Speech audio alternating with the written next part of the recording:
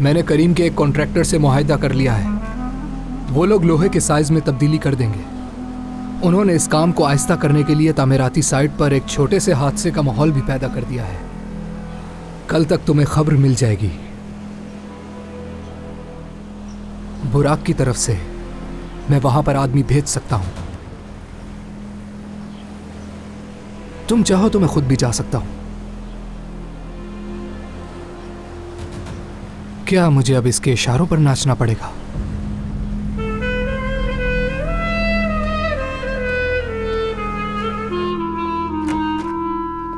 आओ हसन आओ।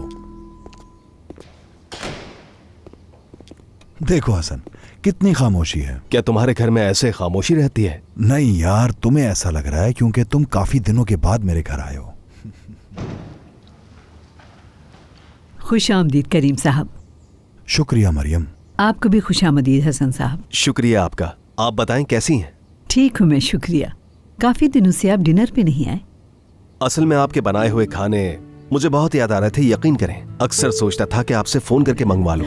अरे क्यों नहीं, आप जहाँ कहेंगे जब कहेंगे आपको खाना बनाकर भेज दूंगी। बहुत शुक्रिया आपका। मरियम, आज मैं और हसन कुछ देर घर में सुकून से रहना चाहते हैं। अभी हम स्टडी रूम जाएंगे, फिर पूल की तरफ जाएंगे। तब तक पूल साफ हो जाना चाहिए, ठीक है? ठीक है करीम साहब। चलो हसन।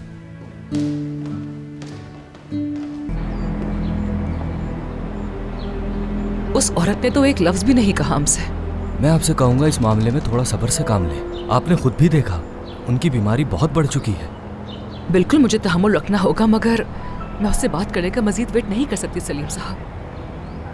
मैं समझ सकता हूँ। मैं मुंतज़िर रहूंगी आपसे खुशखबरी सुनने के लिए। आप बिल्कुल बेफिक्र रहिए, मैं हर मरहले से आगाह करता रहूंगा। बहुत शुक्रिया। फिर मिलते हैं।